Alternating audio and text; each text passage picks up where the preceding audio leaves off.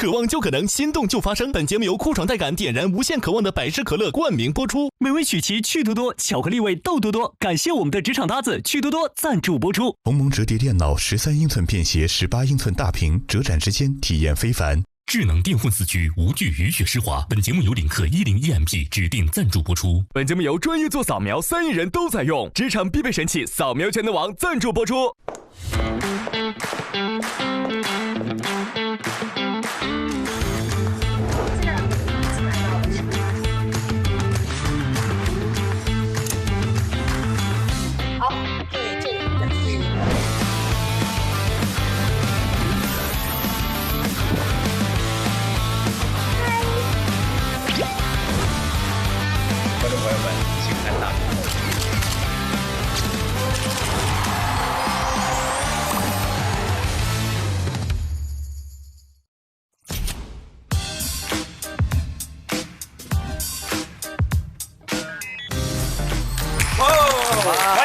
腾讯视频自制的国内首档职场观察类真人秀《令人心动的 offer》第7季，渴望就可能，心动就发生。本节目由酷爽带感点燃无限渴望的百事可乐冠名播出。美味曲奇趣多多，巧克力味豆多多。感谢我们的职场搭子趣多多赞助播出。智能电混4驱，无惧雨雪湿滑。本节目由领克101MP 指定赞助播出。哇！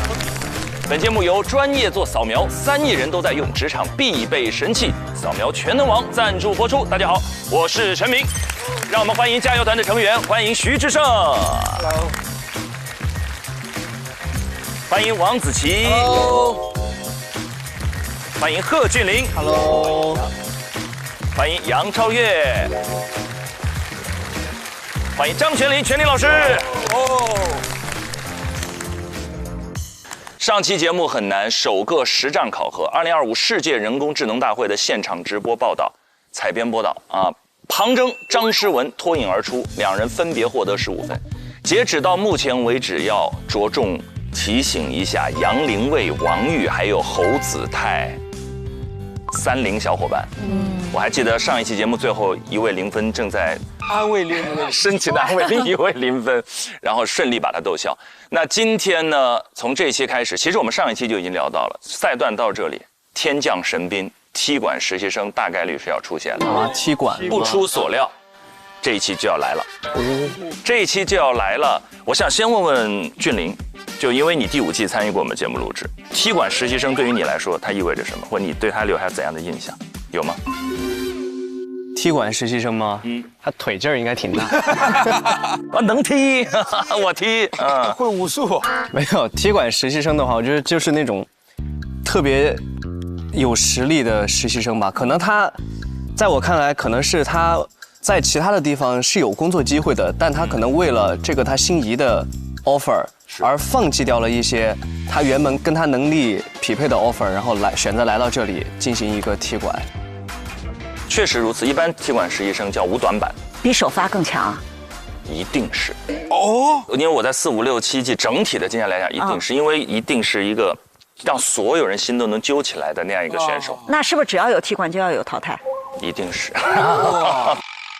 悲哀的地方就在这儿，面对强敌，我们不确定今天有几位踢馆实习生会到，因为我们之前有过1位，有过2位，也有过一次来2位。但是难的地方就在这儿，也就是说，比如说来1位，那如果他踢馆成功，肯定就有1位就要淘汰。另外，随着赛制不断的往前进，也有淘汰也会发生，所以接下来我们也会面临一个淘汰密集期。这就是为什么刚才要着重提醒30小朋友、30选手，快速让自己的积分增长起来。OK， 那我们一起看一看今年的踢馆选手是怎样的风采，也看一看曾经的8位选手面临强敌展现出怎样的状态。一起来看第一段 VCR。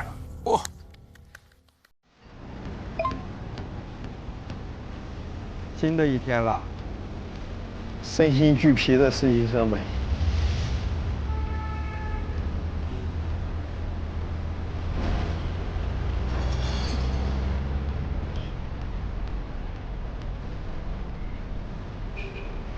哇，你这个鞋有点高啊，今天。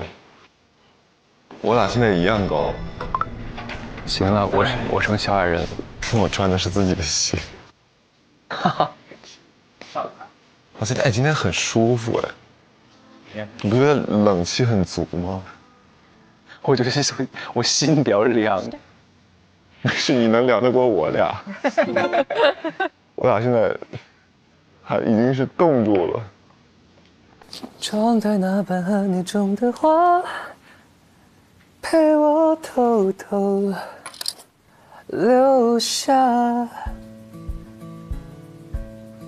我今天中午还要再点海南鸡饭。哎呀，靓丽的女生，朗子已经在认真学习了，很认真。Hello， 早上好。Hello， 早上好，玉哥。早。早上好，玉哥。Hello。怎么？那早上好，玉哥。你的香蕉是后子泰给你的吗？早上好，玉哥。早上好，子泰。早上好。我突然发现个事儿，得亏玉哥比我们都大，不然要喊你玉帝了。玉帝哥哥。好娇宠哦，好太宠了。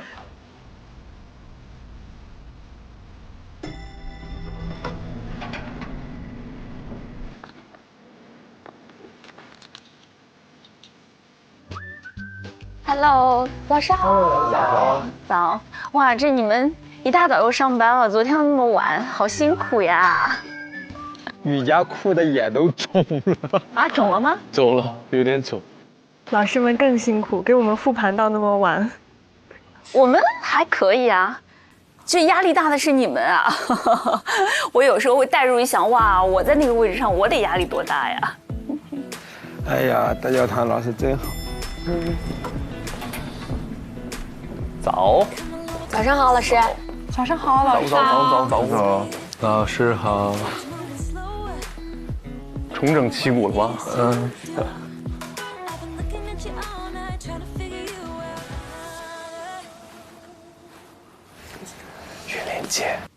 玉玲姐，去找老师吗？现在过去。好。感觉大家那个很憔悴。晨晨老师，你在忙吗？找您聊一下。好呀，好呀。昨天没聊上，今天复盘一下。对对对。先说说你们想问的问题吧，因为你们其实已经跟其他2位老师都聊过了，对吧？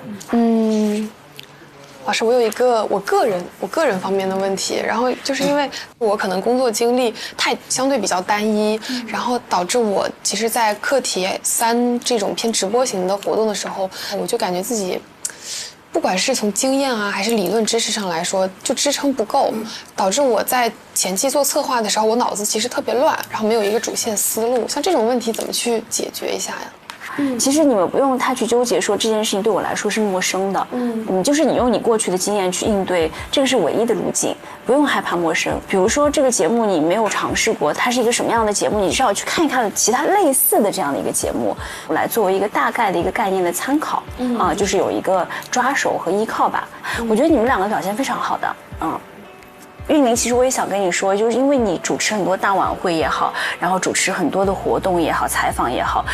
还是需要一些语言的储备的，就是我感觉你们碰到一个事情，你要形容词，你形容词就会很匮乏，你会觉得这个很可爱，除了可爱我想不到别的词了。就是主持人一定会需要一些标准答案，是放到什么场合都不会错的一些套话，对吧？然后你要准备一些有效的信息量，是放在兜里，你不一定有机会把它拿出来用，但是你兜里一定要装满的。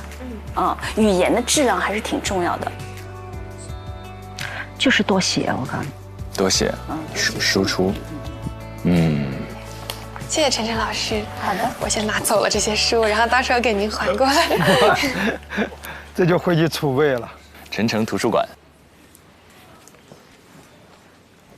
瑜伽哭完一晚上，是不是解决问题了？我觉得我期待瑜伽的爆发。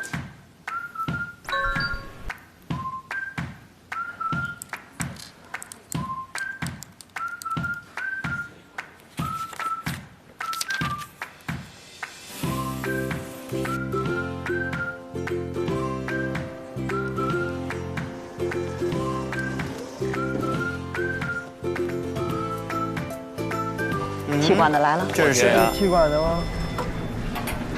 走进来有一种助教导师的气质。气场强大。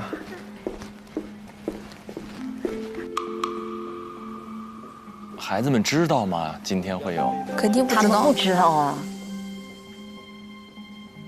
哎，小儿姐，冯玲姐，妹，你看上来就叫冯玲姐，他们之前是，我认识。谁啊？我认识他。老熟人，啊，认识。哇，我有新同学，太好了！坐你公妹对面，开心了是吧？我感觉很期待。Hello， 家里。好了，我们去那个会议室吧。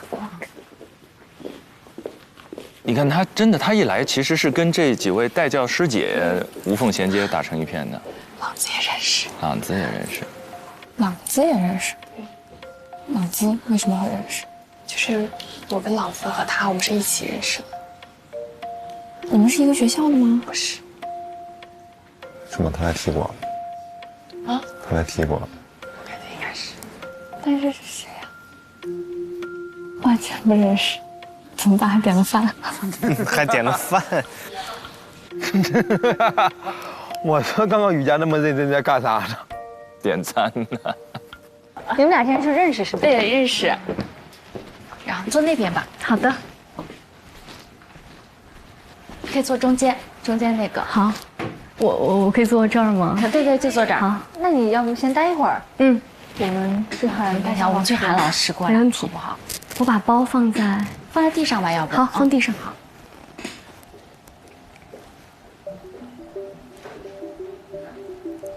其实踢馆是需要强大的心理哈。对。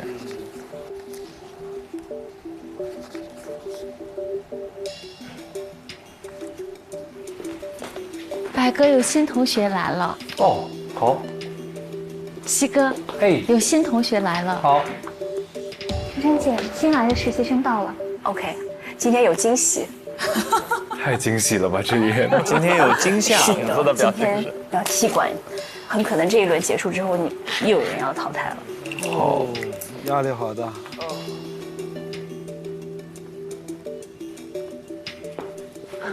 你好，老师好。你好，你好，老师好。我们还有一位老师，稍等一下啊。好的。3为1。哦。老师，我先把简历。好的。谢谢。谢谢。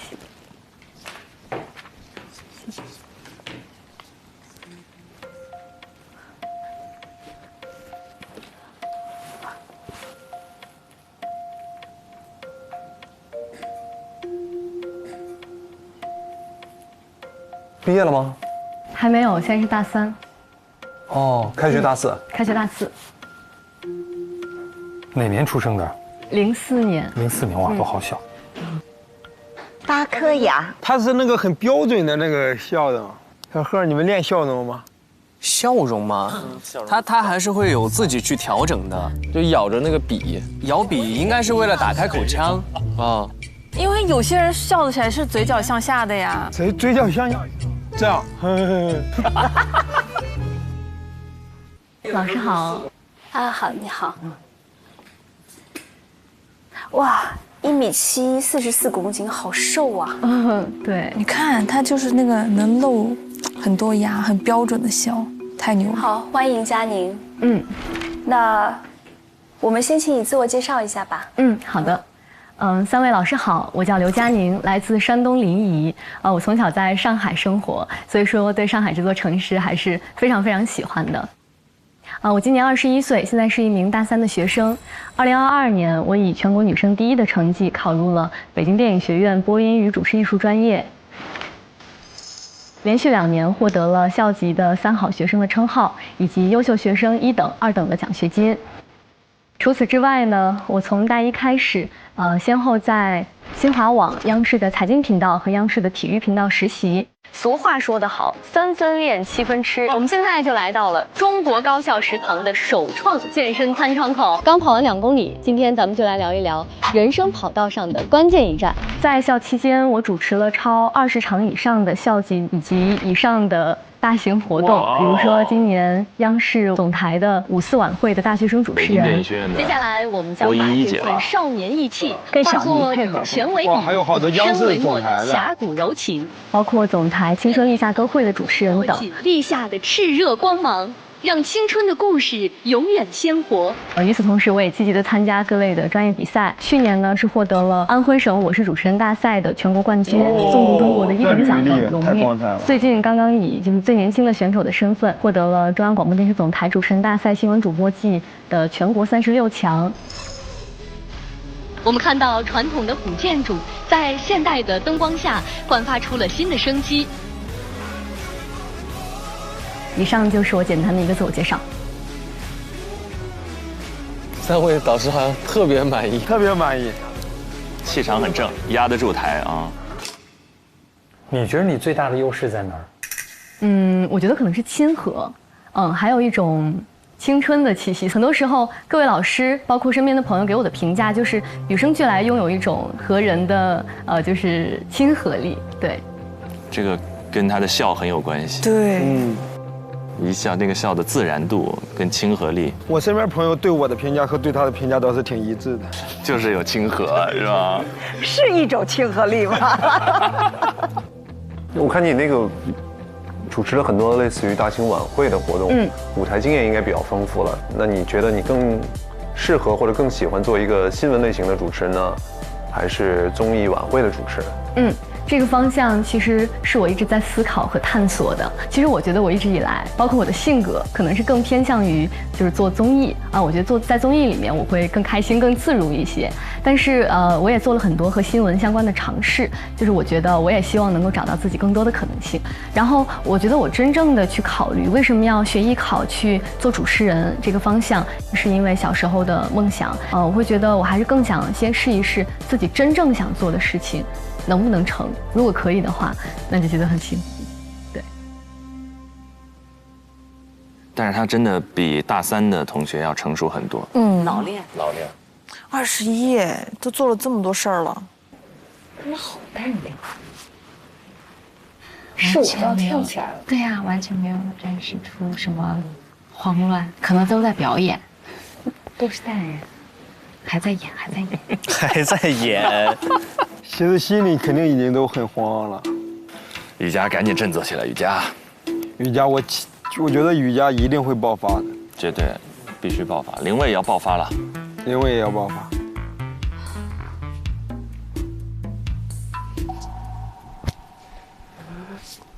我去接杯水压压惊。你现在能去那边吗？什么？能去那边吗？我想他们在那边面试。我问一下。 姐，我可以上洗手间吗？可以啊，可以。哦，你是去打探敌情的吗？不是呀。感觉他就是想去看一下，他就是看热闹。我发现了，感觉是2秒预设。什么？但他是按时，不知道规则，关键是每年规则好像都不一样。好的。 我觉得就这样吧。你们还有什么问题吗？没了。好，那你稍微准备一下，可能你在这里稍微等一下。对，我们稍后有第1轮考核。哦，好的。好，那您2位也可以等一下，直接他们就过来了。好的。就考核了。第1轮考核一般不这么称呼啊。第1轮考核是专门针对他的吗？应该不。因为大家已经到第4轮了，对不对？那个你们的规则踢馆是踢最后1名还是挑1名？有好几种不同的玩法，有的是直接参与到下一轮的竞争当中但有的是因为它的比分起点不一样嘛，后来会有一个平衡机制，看这一季怎么设计这种平衡机制，看怎么玩。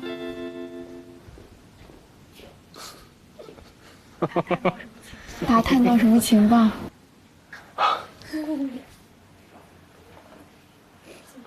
完蛋了！咋了？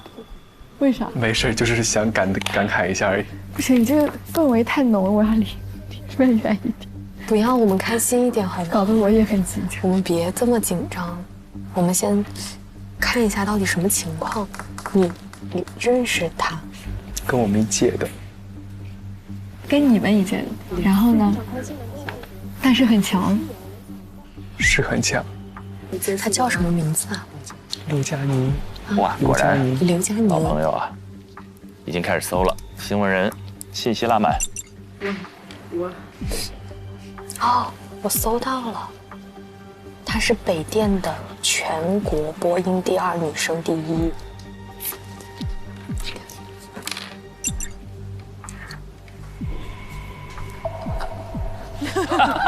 林蔚，你看一些。薇薇，想来聊聊昨天的选题啥的吗？好，等一下。他们心思已经完全。这时候分数最低的人最紧张。3位0分朋友，只有子泰笑呵呵，子泰心态真的好。我吃饭。咋了？没有，我们这聊。过来一起聊。哦。我们现在在等待。我怎么还在看刘嘉宁的故事？他刚刚告诉我，他叫过。是嘉宁确实非常厉害。谁呀？你也认识？当然认识，刘嘉宁。明星同学。啊。知道是谁是吗？是嘉宁吗？子泰真的。子泰他不是不在乎，他是没想到。我说他心态这么好，他根本不知道发生过神马。对啊，你没看到？我没看到。我看到了。哇哦，我们2个算半个同事。啊，他跟他在体育频道实习过，那就。那是谁呀？哦，他是北电的，他蛮厉害的，真的。他蛮厉害，他专业蛮好，真的。他厉害在具体的领域。总之就是很优秀。全能，很优秀。但我跟他没见过。你没见过，但你知道他。我们互相可能都听说过对方。都是一个圈里的。各位实习生，我们到大会议室集合。好了，要翻牌了。走吧。林蔚加油，雨佳崛起，玉哥，雄起玉哥。没事儿，我很坚强。我不坚强，我希望你安慰我，好吧？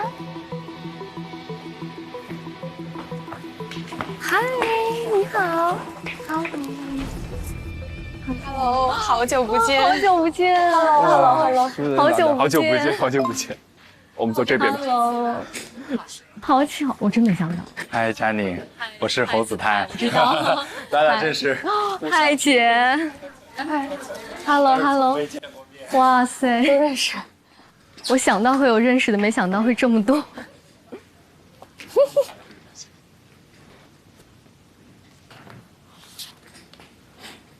好，大家都到齐了。那大家也看到了，我们今天办公室来了一位新的实习生，刘嘉宁同学。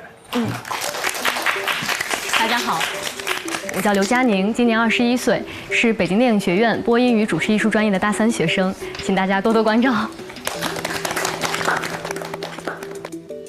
这么简单？因为不用太多介绍了，他们好多人都认识，互相认识是吧？好。刘嘉宁同学呢，会以踢馆实习生的身份来参加我们今后的工作。好，那因为嘉宁同学呢已经错过了我们前3轮的考核，所以我们今天呢会增加一个特别考核的环节，来了解他的一个基本的业务能力，让大家互相之间也都有一个了解。那具体怎么考核呢？我们首先来给大家看一张表格，这是目前我们各位实习生的积分的排行榜。哇，太甜了，直接。现在麻烦我们助教把我们8位同学的资料给到嘉宁同学，让他稍微了解一下。是让他选一个吗？我感觉是要选人了。选人？他是不是选一个挑战，然后复制那个人的分数？有可能，这样可以弥补之前的起点。复制那个人的分数，比如说他任意挑一个人，你现在有多少分？你有25分。如果我战胜了你，我就从25分拿你的25分。但不会把它减掉吧？应该是复制，应该是复制吧？就是拥有你的25分。不可能把上一个清零嘛？哎呀，那多不过瘾啊！5分钟的时间，看一下各位同学的资料，再看一下这个考核的积分的情况。好。 5分钟之后，你从8位同学当中找出1位进行挑战，来获得相应的积分，或者无法得到积分。那如果挑战第1名，你胜了，你15分。挑战第1名会获得15分。挑战第2名，你胜了10分。挑战其他同学，你胜了5分。无论挑战谁，你失败了0分。好吧，现在开始看一下资料吧，5分钟时间。好。第一15，第二10，后面都是5，那他肯定在1、2里选了。佳宁把那个资料一合，老师不用选了，一块儿吧。那他会不会挑一个他比较了解的人？如果是我，就帮他赢了15分钟数，输了还3个和我一样的。老师，你会挑战谁？就是我会挑战德文。是你的性格。是，其实后面这个分挺低的呀。哦，对，那是积分是吧？对啊。按他的性格，刚才对他面试的性格，是一个喜欢挑战的孩子，所以庞真现在很紧张。他如果求稳的，他可以挑最后一名，他就可以稳稳拿一个5分。你猜他会选谁？我猜是彭正。我觉得真要挑战是挑战第一啊。分是最多的。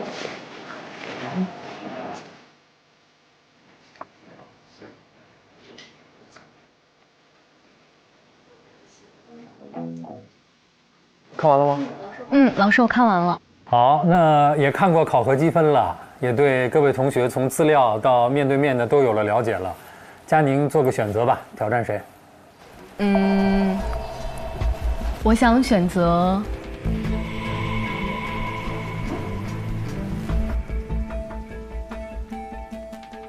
闭口音已经出来了，他现在要挑人了，会是谁呢？庞正。我想选择。太过分了，这怎么能停在这个节骨眼上呢？排第7。别生气，别生气，曹雪老师，你可以充我们的会员，然后跳过讨论。好的。张老师，就他这几张照片，一看就是按你话说，就直接能拉上去干活的那种。那显然人家已经干了好多了，事实上干了好多了。我们大家先一起可以看一看刘佳宁的简历，有没有让人印象特别深刻的部分，或者跟自己有某种交集的地方啊？对，就所以跟那程朗是一样的吧？2022年，上戏第4，浙传第3，跟贺峻霖是一样的。对，北电第1，还轮值主席，光影讲述人。终于找到这个和我的简历相同的地方了。山东？不是，熟练使用办公软件。但是我会写的比他详细，我会熟练使用 Excel、Word。你的简历是多长时间没更新了？专业荣誉的第1条是中央广播电视总台主持人大赛新闻主播季的全国36强。陈林老师，您了解这个奖项的含金量吗？最新的一季的2025年7月，这应该是刚刚获得最新的一季的主持人大赛。哎，我这么跟你讨论吧，你就看起来36强，好像那个不算特厉害，但我得给你讲讲什么人可以参加。就是他参加的不是说都是学生或者都是新人，他有很多你已经走上工作岗位的。比如说参加的人大致就是这一群实习生的老师级别的。就他已经开始在电视台工作了，有明确的工作经验的人，然后去参加。然后参加进入你到总台比赛的时候就60个人，对，很厉害。所以在那个里面要杀出任何一轮，我觉得都是挺厉害。能入围是不是就已经很厉害了？对呀，是能站到那个舞台，能有播出的镜头，他这属于是持续优秀。从山东高3的时候开始，在艺考就是一路领先啊，北电、浙传、上戏、中戏。合格证拿到手软，名次都在靠前。25年开始，他就在央视总台很多的频道，1套、5套，还有5次青年节特别节目当中。我真正看完他的履历，我印象深刻的是，他可能6边形战士哦。因为你看，就是文艺节目、外景主持、新闻节目、访谈节目全都干过。而且他好像参加了很多比赛，所以说他面对这种强压环境肯定是不怯场。是的，你看他面对3位老师就是完全很淡定的。3位老师好，我叫刘佳宁，来自山东临沂。是，而且他甚至给2位那个带教师姐都造成了一点压力和紧张。我觉得2位师姐都面露紧张神色，一直在旁边吃瓜的姿态在旁观。而且今年也是我们所有踢馆实习生当中的第一次专门为他增设了一个特别考核机制。之前其实踢馆实习生来的时候，确实会有一个事实上的不公，就是起点的不一样，大家已经考核了，所以那个基准分会更高一些。但今年我们刚才看到，增设了一个1v1单挑，他可以挑出一个人，然后展现自己的勇气和全面的实力。对，15、10或者5。3档，当然也可能挑战失败就0分了啊！各位会觉得他会挑谁？如果你觉得话，你会选谁？我的性格其实是求稳还是求稳？必求稳。谁呢？姿态。因为首先来说，我是根据我看节目，我很喜欢姿态。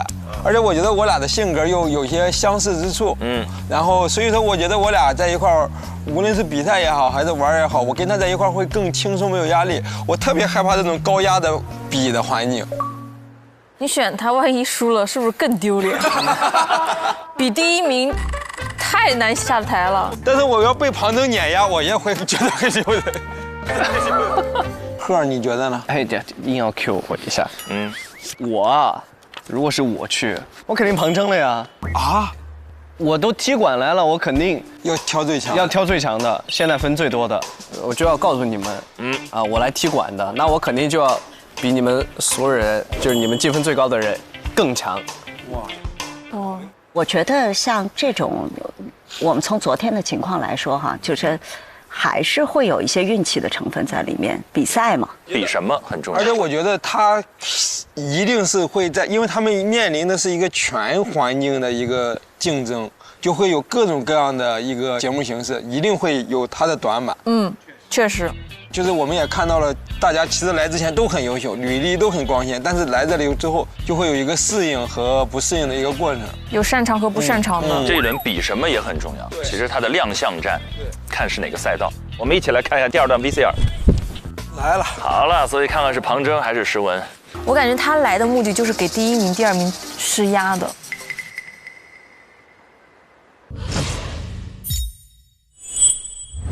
佳宁做个选择吧，挑战谁？那我就选第1吧。我想选择。看那个嘴型像庞征。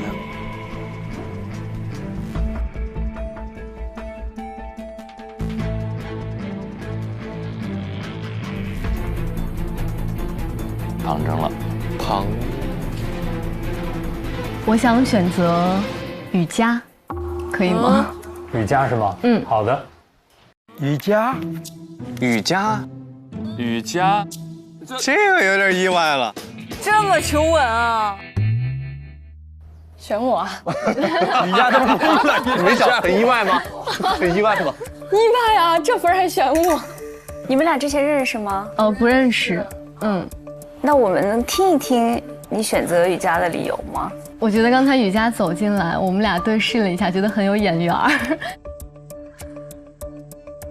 没有，是因为是新朋友，然后所以想过多的，就是我们先提前的去了解一下，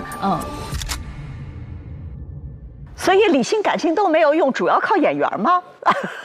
我现在对雨佳有种感觉，我觉得这一轮他能爆发雨佳爆发，我觉得这个激发可以可以，我有点期待了，真的。用一个踢馆选手把雨佳激发出来了，我真觉得雨佳有可能爆发。雨佳是第4、第5，所以他赢了的话是5分。我觉得可能就是我刚才分析那种，他对自己极度自信。无所谓，我随机挑一个。他不在乎分数。确实。他只要成功一次，把他之前那种自信拿回来，他就猛了，我觉得。你可以这么想，你不会有任何损失。经过这轮挑战之后，但是挑战之后失败不是会出局吗？不是，没有这种说法。这轮是单，我们没有这个规则。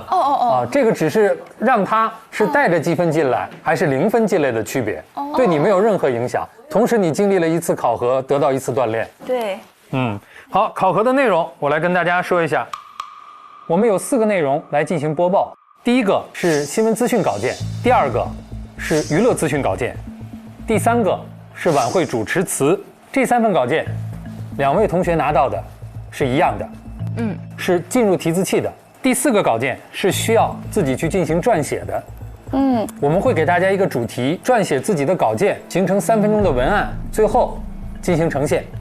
主题是张桂梅老师。那我们有45分钟的准备时间。好吧，我们现在开始，2位准备，其他同学回到工位上。佳宁到小会议室去准备。好的。雨佳在这里准备。好，加油加油加油！加油！好，加油啊！雨佳。很突然，很突然。雨佳非常好，你需要这些挑战。他新闻能力很好，真的。你别说，我说的对，你需要这些挑战。晨晨老师演我，真的，我现在就期待雨佳有一次爆发。他挑了一个就是在分布高的里面最有实力的一个。但我觉得有没有可能他对于这个雨佳之前在学校的成绩也是有一些耳闻，有了解吗？应该。但他刚才说他挑的原因是他不认识。是不是很多熟悉朋友他人不认识，但可能听过这名字？不是把8个人的资料都给他了吗？有，所以成绩第1名在资料里。他也看得见，他就是想找中传的第1名，过招。你要想吃的话，你把那个信息发给我。没事，考核完再吃。加油，雨佳加油！你这是什么表情？你的舒适区没问题。真的假的？你可别说这话。加油，加油，靠你了！加油！这个空间就是你的。别人不许进来。好，我来关。这么霸道，谢谢老师。老师，不好意思，那个我想问一下，前3份稿件是我们什么时候会拿到？马上会给你。马上给你。在那。OK。你知道我很怕他是选我，你知道吗？我以为他会选我。对。他的能力太未知了。但他给人一种很强的幸福力，就你看他这个人，就觉得他能力很强。哇，他才大3。雨佳，找回当时的状态来。Hello， 加油！好，我会努力。都努力。来，雨佳，给加油！谢谢姐，好的，好好备战啊。OK。没稿件。谢谢老师。没事，叫我师姐就行了。我也是学播音的。对，需要什么帮助你跟我说。好的，谢谢。纸笔打印什么的。好。45分钟。就是拼了。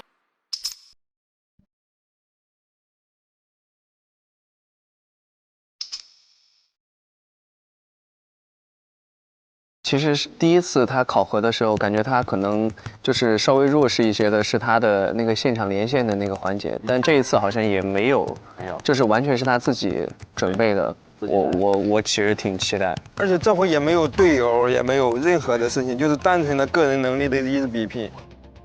你们现场这几个认识佳妮的孩子，你们了解他吗？他们在这里都不敢说话，说我们代表不了的。我一直觉得他非常优秀，真的，就是看他的节目，看他拍的东西，而且看他在大赛上的表现什么的，他确实非常的优秀，经验丰富。中汽协今天发布数据显示，今年上半年我国汽车市场声音真的很好，我得说，位置更沉，同比均实现2位数增长。佳宁的声音一出来，我感觉我家电视机打开了。标准新闻嘛。他倒没有选他熟悉的人。我们所有人猜的都是庞正。对。但我其实猜到他会选雨佳，我觉得他们俩有点像，给人的感觉。就看他们俩了。按照雨佳的性格，应该会很兴奋吧？因为对于他来说，这次挑战没有任何分可输，这不是又是一次展现的机会？我觉得雨佳是战斗力，雨佳是很有斗志的人。就看他能不能稳了，就怕他一急。那是我们的看法嘛，对吧？那雨佳自己应该是充满斗志，应该很想要去挑战一下，想要赢。香港电影在进入21世纪之后，面临本市市场低谷运行的窘境。吴彦祖、谢霆锋，不对，感觉不对，状态调过来，稍微有一点点哑。好的，接下来我们来看一条娱乐资讯。第43届香港金像，有点快。第43届香港电影金像奖颁奖典礼上，香港电影在进入21世纪后，面临本地市场低谷运行的窘境。新人演员凭借新片，你看声音的位置更沉。新人演员凭借新片树立票房号召力的机制摇摇欲坠。今晚在这个中秋奇遇夜，我们和上海的赏月新地标相遇，同样我们也在和自己心中的思念相见。好听，俩人的和声。香港电影在进入21世纪之后，面临本地市场和那些如诗如画的瞬间相遇，和那些如梦似幻。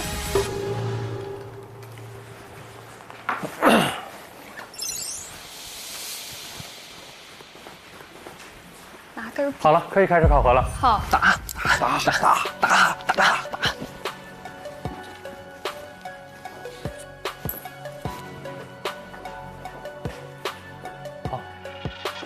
助教带他们到楼上吧。哦，好。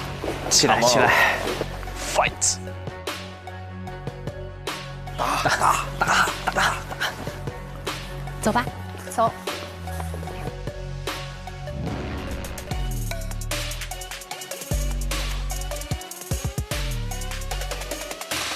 他俩抽签吧。抽签。现在就抽吗？抽了签之后，然后他俩那个站到相应的位置上。我跟你俩混混，你紧张了是吧？不是，我怎么那么紧张呢？抽吧，你俩。美女先来。不，一块来。没事，咱们就拿就近的吧。行，可以。好，谢谢。我是第二个。好，我先来。那我就不打开了，还给我们俩吧。好的。佳宁先来，雨佳看一看，观察。然后，来，其实你们两个人就是一人一个机位，然后一人一个机位。对，有2个地标，看到没？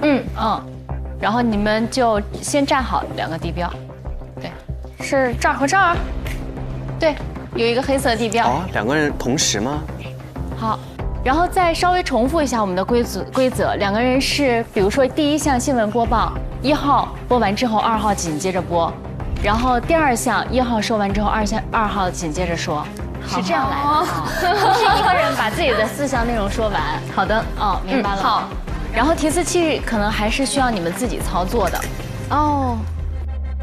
啊，一个说完，另外一个紧接着说。紧接着说，没有后场，一个人一个机位，自己控提词。我的天！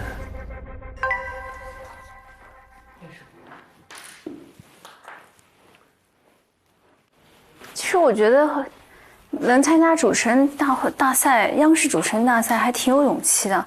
就其实年轻点还好，你不觉得有什么包袱？对。像何清那时候是不是也去参加了？何清参加了，对。所以我觉得那个挺有勇气的。这个让他走，比你的正常语速稍微快一点点是对的。然后比如说快一点点嘛，你就可以按暂停，然后接着往下走，然后再按暂停。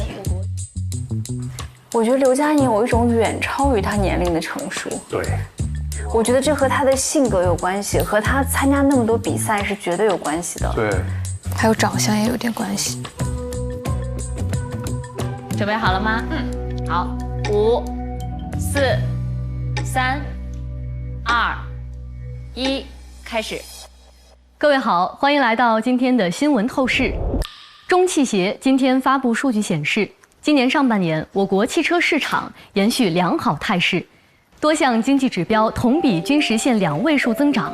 具体来看，上半年我国汽车产销量首次双超过1500万辆，同比均实现了10%以上较高增长。哎，这个刘嘉宁大3这样的舞台站上去，说来就来啊！其中，新能源汽车产销量接近700万辆，同比增长超过了40%。新能源汽车新车销量达到汽车新车总销量的近45%。今年以来，在以旧换新政策持续显效带动下，内需市场明显改善，对汽车整体增长起到重要支撑作用。1到6月，汽车国内销量近1260万辆，同比增长近12%。与此同时，汽车出口继续保持增长。其中，新能源汽车出口106万辆，同比增长75%左右。他这个身体端得很稳哦。是的，大部分时候这种类型的新闻是坐播比较多，站的时候有的时候身体会有小幅的摇晃啊。好多大青衣山东挺多。我觉得刘嘉宁很好，就意料之中的好，面部表情管理，然后语气点送，都是很到位、很职业的，比她的这个实际的年龄，我感觉要成熟很多。她有一个很大的优势，她是一个女中音，就她说话，她真的能沉下来，会有一种安心感。一般我们说，如果是综艺节目，就大青衣的标准，其实很多都是要选女中音，就声音往下沉的那种。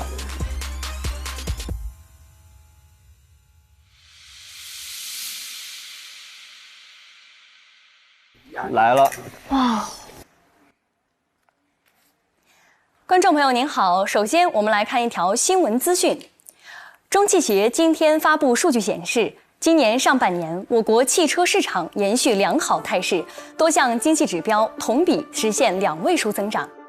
两种风格，挺好的，挺好的，他的风格保持了，更青春，更积极。具体来看，上半年我国汽车产销量首次双双超过1500万辆，同比均实现了10%以上的较高增长。其中，新能源汽车产销量接近700万辆，同比增长超过了40%。新能源汽车新车销量达到汽车新车总销量的近45%。其实李雨佳播报是很强的，对她的状态好，明显状态是起来了。我觉得更喜欢雨佳的。今年以来，在以旧换新政策的持续显效带动下，内需市场明显改善，对汽车整体的增长起到了重要支撑作用。1到6月，汽车国内销量近1260万辆，同比增长近12%。与此同时，汽车出口持续保持增长，其中新能源汽车出口106万辆，同比增长75%左右。我觉得这一次李雨佳的表现是比她前几位课题都要好很多的，就是他们风格把握得很准确。她对稿子是理解的，所以她能把重音打得对。但她其实，在第一个课题当中的播报，我觉得播报分她也是最好的。对，是的，播报对也是可以的，也是最好的。我觉得她是最好的。最好的。哎，好清晰，怎么了？我好紧张，我前面都没那么紧张过。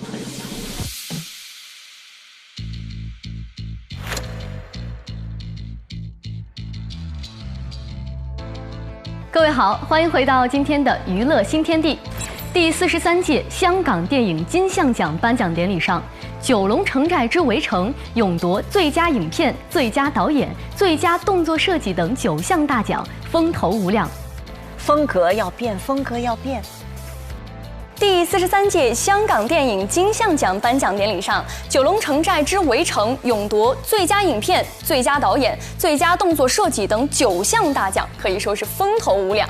香港电影在进入21世纪之后，面临本地市场低谷运行的窘境。新人演员凭借新片树立票房号召力的机制摇摇欲坠，由此形成前辈明星持续独当一面的固化模式。时至今日，吴彦祖、谢霆锋等曾经的新人类，现已人到中年。他们主演的电影尚且不多，00后新一代的新人演员更难有机会独挑大梁。今晚，在这个中秋奇遇夜，我们和上海的赏月新地标相遇，和那些如诗如画的瞬间相遇，和那些如梦似幻的光影艺术相遇。这一轮好稳，好稳。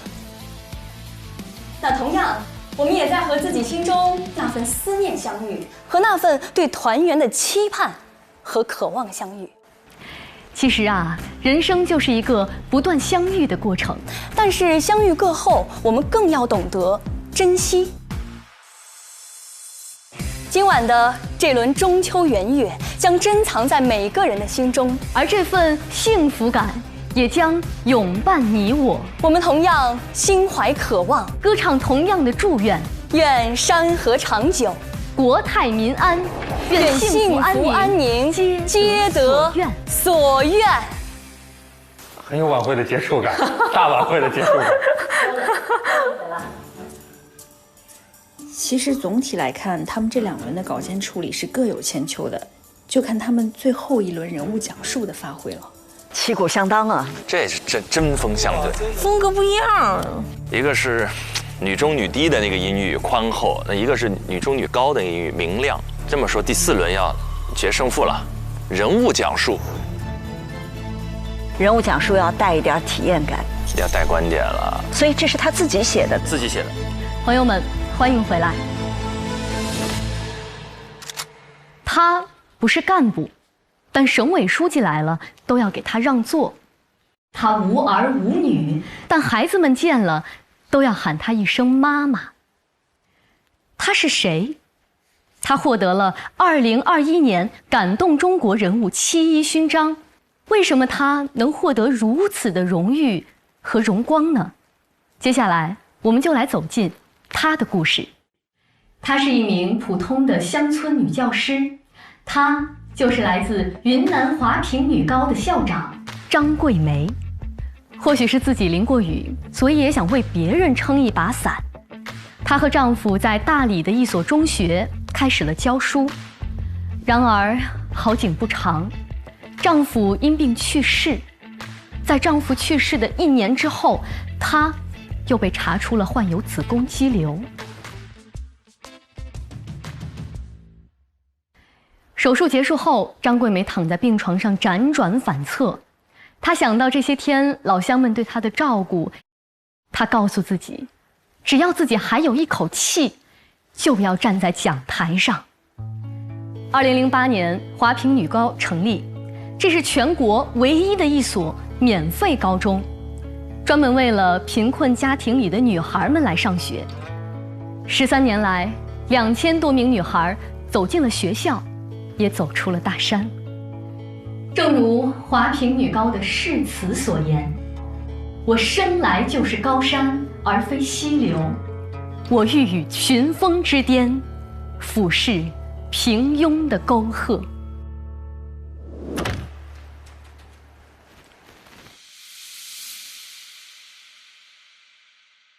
观众朋友您好，欢迎收看今天的人物故事，我是雨佳。首先，我想要给大家分享几个数字。另一种风格了。63岁，20多种疾病，40余年，1804张录取通知书。这个更抓人。这开场好。这是张桂梅老师的简介。相信张老师的故事大家已经非常的耳熟能详了。在云南华坪的大山深处，一所很特别的女子高中，在过去15年送出了数千名的女学生。但是其实很多人不知道的是，在张桂梅这个名字的背后，藏着一个未曾写就的玫瑰。在1957年，黑龙江一个开满着野玫瑰的小村庄，它叫赤眉火龙。在这个地方，一位父亲望着漫山遍野灼灼开放的野玫瑰，满怀希望地为他的女儿起了名字，叫张玫瑰。在户口登记的那天，当时的登记人员踌躇了很久，却在那个上面写上了自己更熟悉的2个字：张桂梅。而这只未能绽放的玫瑰，却被命运又带到了千里之外的贫瘠的山村。在这里，他看到的是一番截然不同的景象。在这里，14岁的女孩被父亲明码标价，等待出嫁。本该握笔的手，却因为去挖野菜而皲裂，破败不堪。为了追回辍学的女孩，她翻山越岭，摔入泥沟，她的食指到现在还缠着胶布。为了让女孩们有书读，她四处奔走，饱尝白眼。玫瑰的灿烂陷入了泥土的最深处。它是真实的人物故事，立得很有血有肉。对，你说的特别对，就他是一个讲述者。去年冬天，有几个毕业的学生回来看他，他们簇拥着张老师走过操场，有的人创业了，有的人成家了，也有人选择回到山村成为一名教师。那一束束倔强的野玫瑰，在冻土里又抽出了新的嫩芽。这些看似在风中摇曳的小花，让我们明白，那只当年户口簿上没能写就的玫瑰，并没有消失。它以另外一种方式，在这片贫瘠的土地上，在2000多个被点亮的生命里，给我们共同营造了一场最美好的春天。感谢您收看今天的人物故事，我是雨佳，下期再见。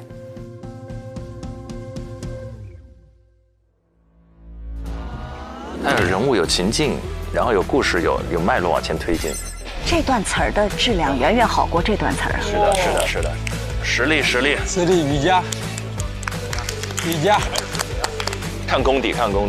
佳宁在形式上已经无可挑剔，但是雨佳在内容上更胜一筹。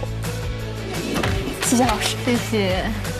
好，不错不错不错，你们俩可以吃点东西了，休息一下。好的，谢谢。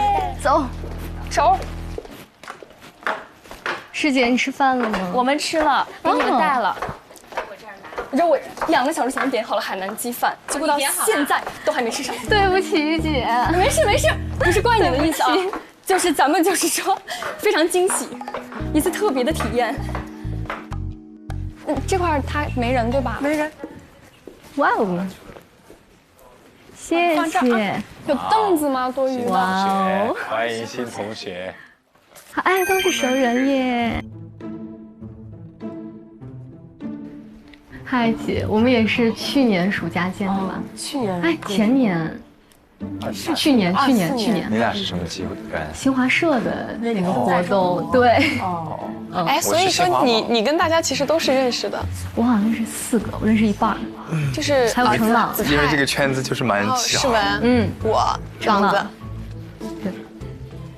谢谢程朗，谢谢。好，你们忙吧。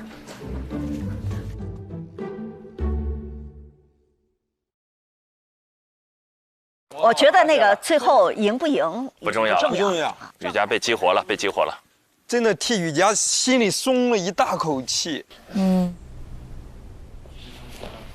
太少。紧张吗？还可以，结束了就还好。校对结果。紧张吗？没有，咱第一次紧张，他肯定比我紧张。他第一次到那个演播室，第一次用那个提词器。哦，你在楼上那个演播室。对啊，所以肯定他会比我更紧张一点。而且我俩抽签，他抽的是152，准备时间久。好，各位同学，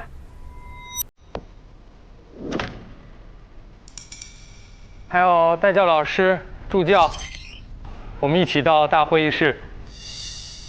还没吃饭又被叫走了，这一顿饭真是一个海南鸡饭。雨佳，我这口饭到底能不能吃它？代教老师、助教，怎么样？感觉没太表现好。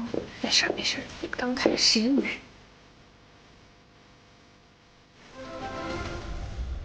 好，大家都到齐了。那刚刚佳宁和雨佳进行了考核，我们3位老师经过了非常认真的评议，有了一个最终的结果。雨佳胜出。佳宁和雨佳这轮特别考核胜出的是雨佳。雨佳该要一个大大的微笑了。雨佳。Yes！ Yeah！ 笑出来吧，雨佳。谢谢老师。守擂成功。守擂成功。我觉得这一次李雨佳的表现是比他前几个课题都要好很多的，就是他每一个播报不同的节目风格把握得很准确。我觉得他交流感和目标感更强一些。我觉得他眼睛里他有对象，我在看着一个人说话，我在看着一些观众在说话，不错。那也就意味着接下来佳宁是带0分，进入我们接下来的实习。哎，所以就不用淘汰了，对吗？不是不用淘汰，只是佳宁以0分来进入到我们下一轮整体的。那就是说后3名还是会有可能。现在变成4个0分了。然后经过接下来这一轮的课题发布，再来看。没分啊，老师。你没有分。我以为我有分。雨佳还想要2分。你只是作为守卫者，对，守擂成功，守擂，好的，辛苦了姐。哇，他真的挑了这所有里面新闻播报这4轮最强的，我觉得是，这是不是？是他挑了最强的一个，我的妈！那佳宁其实这样的话，他就同一起点，大家对他的期待，所有的东西要求标准都会放在了同一起跑线，我觉得也是一个好的事情。没错，没错。那下面我们就发布课题4。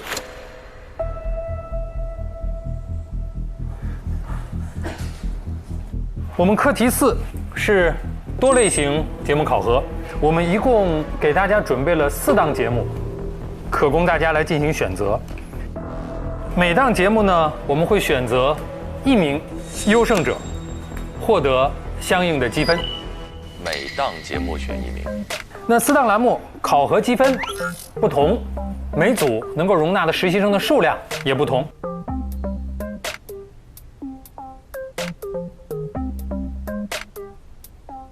第1档新闻夜线，观众朋友晚上好，欢迎收看新闻夜线，我是张希，我是郭凯旋。受第6号台风，张希老师那种感觉很帅。太平洋百货徐汇店日前发出公告，那有关涿州救援的最新情况，我们马上连线特派记者冷伟。冷伟你好，当时我们接到报警的时候，报案人是怎么说的？是这样的，被害人报案之后呢，是1档新闻资讯栏目，是20分。考核方式是在我们上海广播电视台魔都之眼 S2 演播室进行1小时的模拟直播。考核时间是7月30号的晚上。实习生将作为节目主持人来播报热点新闻，并将新闻当事人请进演播室来进行访谈。第2档节目是东方新娱乐。大家好，我是温馨的依依，我是暖心的冯玲，这里是东方新娱乐。这个适合那个小黄鸭组合。有矿，确实。昨天明明是小黄人，今天是小黄鸭组合。娱乐新闻资讯栏目是20分，考核的方式是棚内录制，考核时间7月31号上午。实习生作为节目主持人，合作制作并主持一期东方新娱乐，需要进行娱乐资讯的播报，并针对嘉宾来设计互动的内容。第3档是多人圆桌对话节目，遇见他们是25分。你这个阶段整体感受是什么？感受就是家里那个承重墙倒了，我来就撑起一片天了。这个节目很多人关注，压力挺大的。感觉庞征对这种节目就很有特点了，粮食要顶的。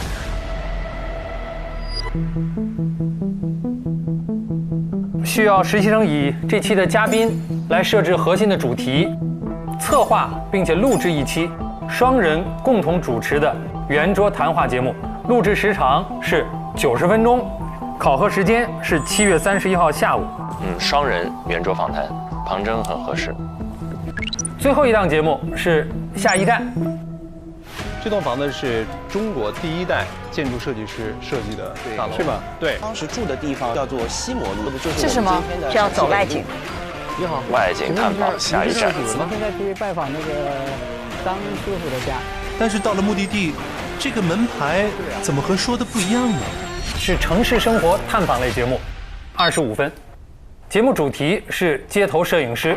这适合子泰啊！街头摄影，一路吃嘛，一路玩，子泰真是一个不落下。咱都替他们选了，人家自己来。那玉哥适合哪一个呢？一样。玉哥，我甚至觉得每一样都很适合。考核时间是7月31号。实习生作为主持人合作完成1档外景节目，每位实习生需要独立探访1位嘉宾。那有些节目是需要大家合作完成的，所以在这个过程当中，大家既是对手，也是合作伙伴。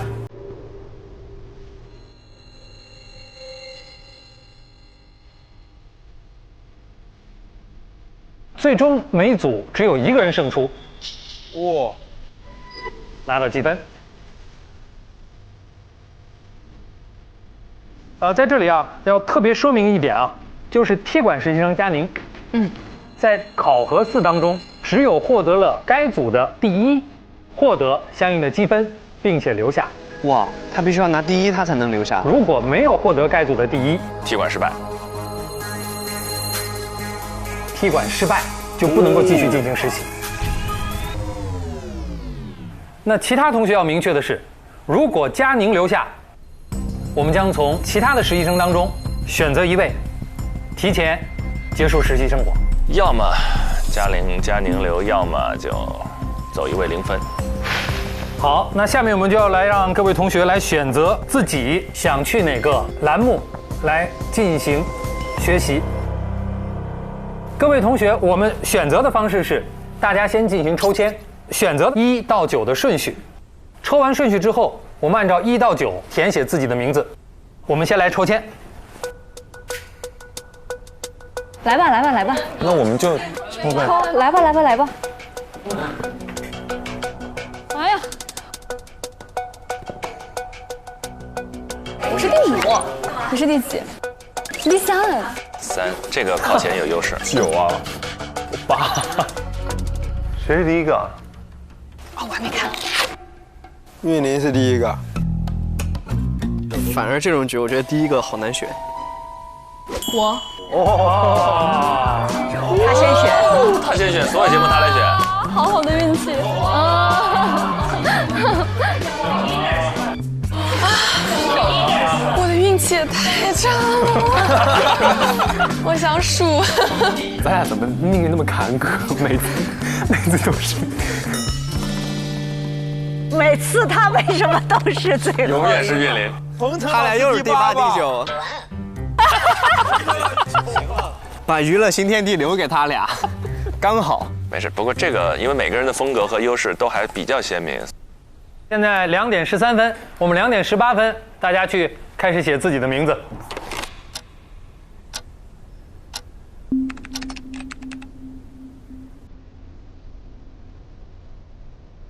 老师，我想问，就以上3个节目，它其实给我们的节目时间只有这么长，还是我们是看最后的成片，还是？你比如说东方新娱乐，你要去录制的过程当中，导师就在看你，对，然后根据你整个过程的表现，给到你一个最终的结果。对你们来说就是直播。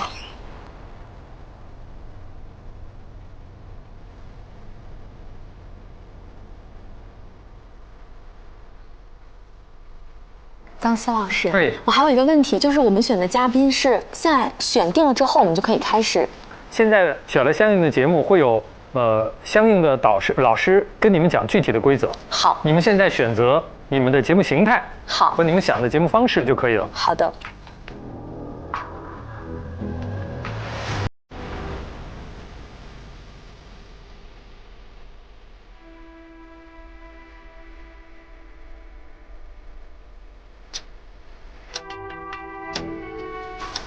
好，那我们开始选择吧。这样，每个人自己上来直接写自己的名字。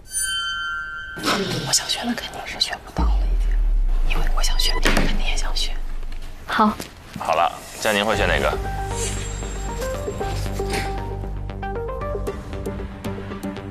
新闻夜线很有可能。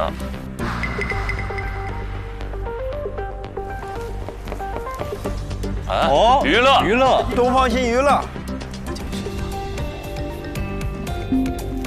第2位，他选了娱乐。Why？ 杭州去做那个。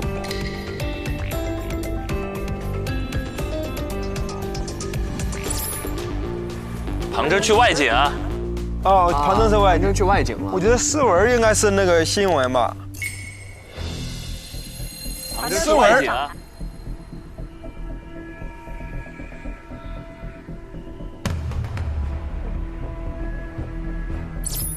耶！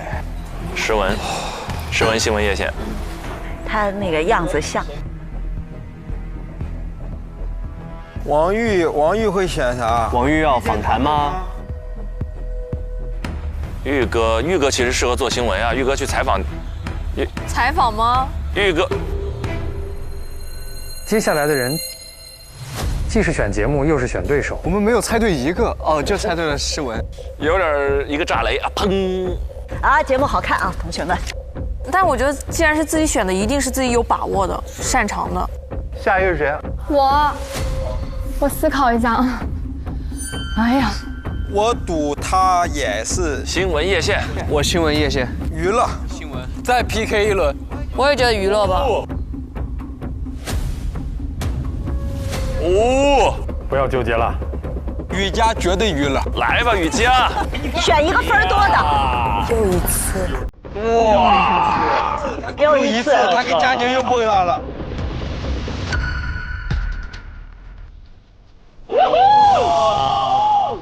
好，东方新娱乐已经满员了。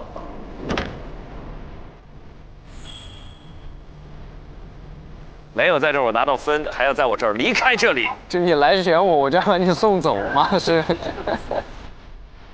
他俩谁赢了？他赢了，那个佳宁就走嘛。对，是的。哦，该我了。是我把你想选的选了。子泰。采访吗？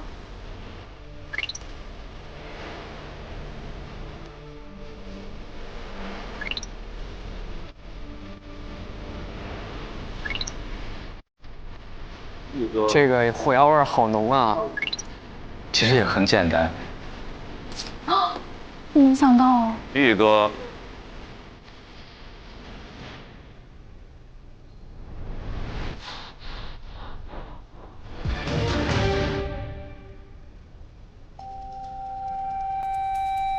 两位男生，子泰，你选下一站呢？子泰，我们在猜测这条路上得了0分。0分，0分。Next one。我已经看到了我最后的结局了。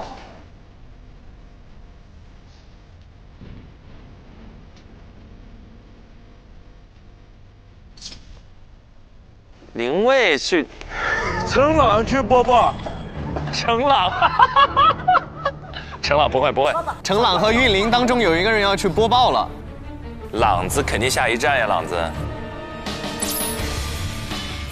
不要选了，又回到最初的起点。韵玲是诗文，也不错。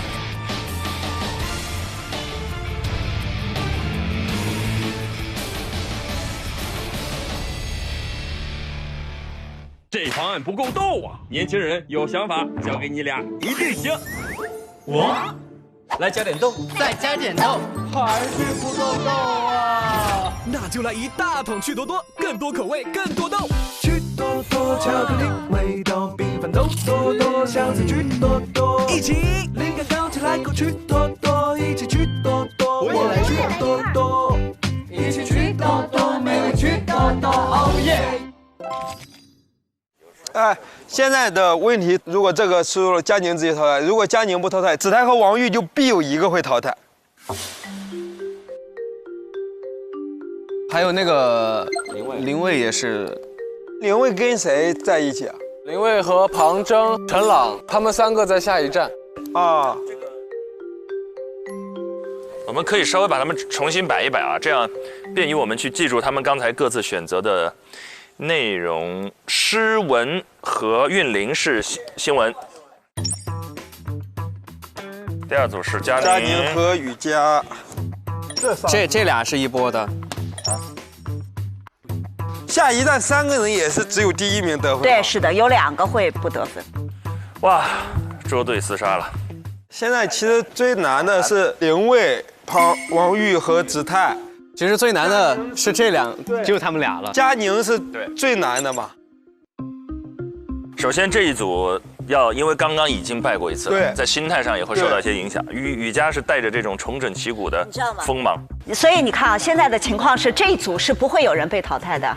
诗文和韵玲，他有10分嘛，他有25分嘛，没错，所以他们俩已经不会被淘汰了。对，是因为这两个人都是0分，在一个组里，所以必然会出现一个0。你们觉得谁比较危险？这不知道。玉哥。其实他们俩的命运掌握在雨佳姐的手中。Yeah。雨佳赢了，他就淘汰；如果雨佳输了，就是他们3。林卫其实也很危险，因为林卫他们是3个人竞争。对呀。他们的不得分的概率是66%，他们还是50%，而且他们组里还有个庞征。对啊。但是下一站，因为他要每一个人去探访一个嘉宾嘛，其实就看这个现场和嘉宾的配合度了。这个感觉啊，我觉得他们仨其实都有各自有在现场去跟嘉宾探访的这样的一些优势，是。所以我觉得这一组其实你还很难说庞征有断层领先的机会。对，而且在直播中他跟人沟通的这种高情商、春风化雨和丰富经验，所以以反正第一组现在是不会有人淘汰的，按照目前的赛制。是第二组真的握在雨佳手中，雨佳全力一击，捍卫自己的小伙伴们。佳宁就住了2晚上回去了。不能吧？不能吧？哦，有学长在这里啊！不能吧？你聊聊你的看法，子琪。不能吧？你对你的这位学妹感觉如何？佳宁整体感觉还是非常有实力的，在这一次的众多选手中。是的，我觉得如果说只是比了2轮就打道回府了，会有些可惜。太可惜了，太可惜了。佳宁各方面也感觉非常全面，但我也不理解他声音这么适合新闻，为什么选了一个娱乐播报？他可能更多的是晚会主持吧，他好像他的这个简历上很全面，他有大型晚会主持的经验，也有这种新闻，也有外景，所以其实下一站这一类型其实他也很适合。而且有没有可能他想要展示一下这方面的能力？因为播报他刚才已经参加过了。对。就是你选择太多了，但你又不知道你和谁去搭档或者竞争。反正我就觉得这种时候第一个选就压力也很大，比较吃亏。是他没法选对手。其实你看，像新闻叶县、思文和韵林，思文肯定是没问题的，因为第一轮咱们看到过了。其实是替韵林捏把汗的。但是韵林不面临淘汰的危险，对他不面临淘汰，但是他在这个过程中，其实他自己的压力也会非常非常大嘛。我最操心的事情是，我觉得遇见他们现在2位男主持人同时同台去做采访的时候，其实比单人采访更难，因为有合作。对对对，我还以为您说因为有王玉，所以就因为有王玉，所以合作就更难。是这意思是吗？我们可以看看，王玉跟谁能融在一起？哦，王玉已经经受过好几轮测试了，是吧？对，淘汰了好几位，就是。王玉的思维会在自己的框架里有一条完整的线，不太容易受别人的激发和影响。但双人采访其实是个互相托底、互相激发的过程。然后呢，我就担心，就比如说访谈的过程当中，比如说我刚激发到你内心的一个柔软的地方，正打算往下挖呢，然后他就把这个气场给破掉了。所以双人主持是互相托底，绝不能破对方气场的这样一个状态。所以我现在觉得那一组其实真的有非常大的难度。然后2个人一定会竭尽全力，因为这2个人知道说，只要我输，我就有极大的可能性淘汰。哎呀妈呀！因为这2人是0分嘛。但我觉得下一站陈朗非常适合。这倒是。对，因为那种生活化的那种感觉，然后那种。但生活化的去采访一个嘉宾的时候，其实人生经验还挺重要的。因为你得快速的同理心嘛，他要去采访一个嘉宾的，他不是一个吃吃逛逛的节目。如果他吃吃逛逛，我投陈朗1票哎。很有道理。我们刚才做了一些我们这个视角的推断，但不一定准确，因为我们之前对他们所有人选这栏目组几乎没有中一个，真挺不容易的。那也就意味着接下来的每一个环节都会给我们带来非常多的惊喜。我们第一个走进的会是哪档节目呢？是新闻叶县组的备战，一起来看一看备战情况怎么样。那大家每个人都已经有了自己的选择，接下来呢，各位带教老师就带着选择自己的实习生回到自己的办公室，把接下来的考核安排跟大家做一下介绍。谢谢老师们，谢谢老师。你们俩跟我走吧。好，走了。哎，下一站的3位，请到我的办公室。咱俩也是凑巧，你俩刚来就开始。就是强行捆绑在一起了，只是因为觉得这个方向很想选。是吗？雨佳棒。我跟你说，咱们俩其实就一个任务，稳住把这活干完。哎，我们是一起还是分开？一起哦，一起是一起稳住把这活干完。但是我在想，我的风格跟你的风格实在是差异太大。你是什么风格？我是轻松愉快的风格。可以啊。然后我不是那么新闻，其实我觉得挺好的，就我没有办法太正的去。我也可以很轻松，我那个直播也走。那我们就轻松一点好不好？好。我们俩稳住，把活干完。已经想好什么节目形态了？没有，我们俩在对我们俩的风格。你们看过新闻叶县吗？没看过。看过呀。那天只一个片段啊，所以它整档是1个小时的新闻资讯类的节目。哦，他们是同场直播，2个人在一起。一起搭档。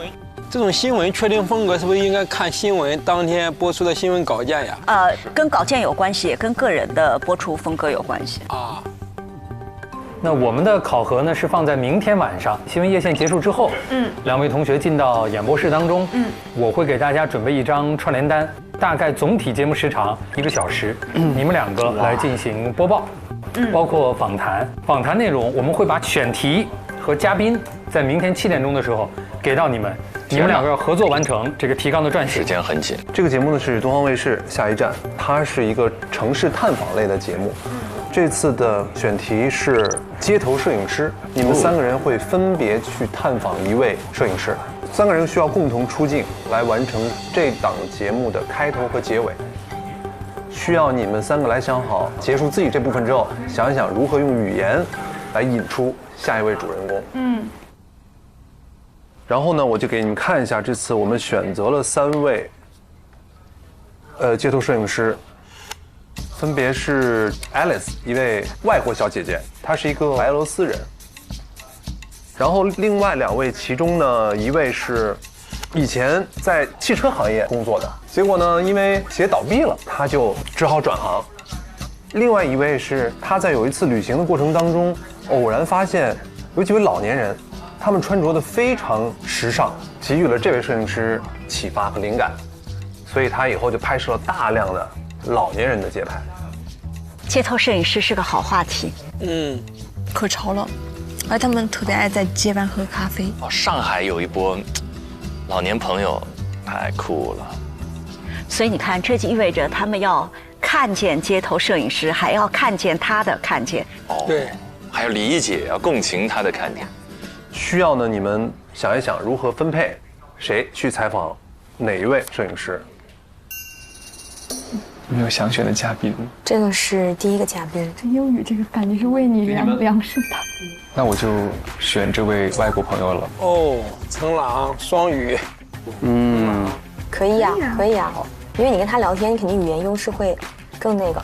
那你俩呢？你有偏向的人吗？这2个？唐征很好，他让林伟先选。对。我还在看，要不再看一下下。林伟就是纠结。你选定了。我想选陈战一。哎呀，我看他拍了很多我的工友。就是他拍过的一些人，有我认识的。是吗？我觉得很巧合。林伟，哎呀，主动性啊，不果断，有时候。我是觉得每个人都还是有各自的点。可以啊，没问题。那我就罗夜华吧，可以的。好，没问题，你就各自去准备。好的，谢谢老师。你记得他上一次哭的时候说：“我不是那么喜欢竞争的一个人。”就是一个很被动，就是我可以接受，但是我不主动去。那个开头啊，你准备说些什么？我觉得我们那个可以先各自整合一下，然后再一起讨论。哎，天天看白老师用这个电脑，我们也用一下。哎，这个是华为鸿蒙折叠电脑，它超酷的，我来给你演示一下。好呀。哇，它这个屏幕好大呀！它的手势操控功能很好用，3指轻松拖动文件。它可以上下屏切换。5指迅速放大文件，这样就是全屏开始办公了。对啊，它有个8指操控功能呢，你来试试。就8根手指头。就自动召唤出键盘了。对啊。然后你就可以上面办公，然后下面去操作，这个功能好方便啊。那当然。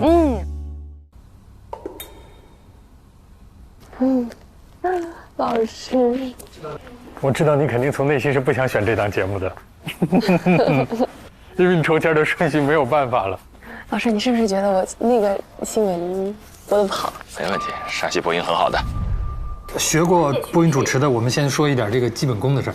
调门不觉得有点高吗？就是声音应该再低一点，就是你没有气息的支撑，会显得声音单薄。那应该怎么去做这个气息支撑？你们上课也不讲是吧？你们学校的授课风格不讲这方面的，我知道。就是可能就是不太多，新闻不太多。对，所以就是从单纯播的角度来讲，你不占优势。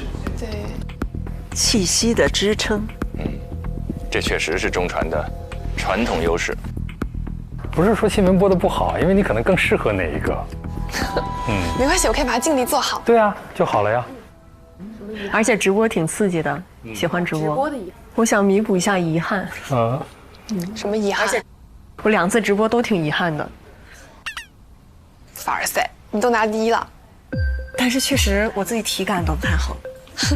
我想哭，是吗？我真的好想哭啊！我真的想哭。你不用想哭，这是你非常擅长的一个领域。所以下一轮考核是一定会淘汰掉的。一定会淘汰掉。如果前提佳宁是第1，那么从原来的8个里走一个；如果佳宁不是第1，佳宁直接走。对佳宁的考验太大了，确实。而且他俩选一个组里，我跟凯旋一对是哇，俩人冤家路窄又撞一起去了。这明显是雨佳要去选的，雨佳是后选的吧？佳宁是第1个上的。战斗力上来了，雨佳被激发了，又一次。我觉得雨佳是觉得，既然这一轮我能卡过你，我下一轮也能够卡过你，那很明显我就把你彻底赶出去。对呀，这个出去就彻底出去了。所以这个选实际是一种运筹帷幄。雨佳可能从心里甚至觉得，我替你们所有人把他。这不是俊林说的吗？镜头里镜头外说的都一样。要不我就把你们所有人都压下去。如果雨佳守擂成功，彻底成功的话，在这个团里面，他就太有向心力了。对。一场世纪大战已经在西哥的脑海里。哎，我这种人太八卦了，就脑子里想别人怎么互相打，就开心，太过分了，太过分了！我这不像老师该做的事情。而且我觉得大家相处那么久，一个陌生人进来，我肯定是会想要跟这个人去竞争的。对，而且他有一种我要保护我的团，对，我们8个人，我要捍卫。这种假设，佳宁赢了。淘汰的话是，那不就是对准了这3个0分吗？那也没说过一定就淘汰3个0分，当然肯定会基本从这里边淘汰了。子泰的选择我也可以理解，就是因为王玉是这样，子泰也是0分。那个时候，新娱乐在线已经选掉了。如果他去选和诗文在一组，虽然他第1天就跟诗文在一组，但必输无疑。然后到了那个下一站那组，3个人想拿第1也没那么容易。彭真还在下一站呢。所以这是为什么最后子泰只能。那么到了遇见他们是2个人，另外一个目前也是0分，那这个是唯一可能搏出来的机会最大的一组。赢一个活一个。对。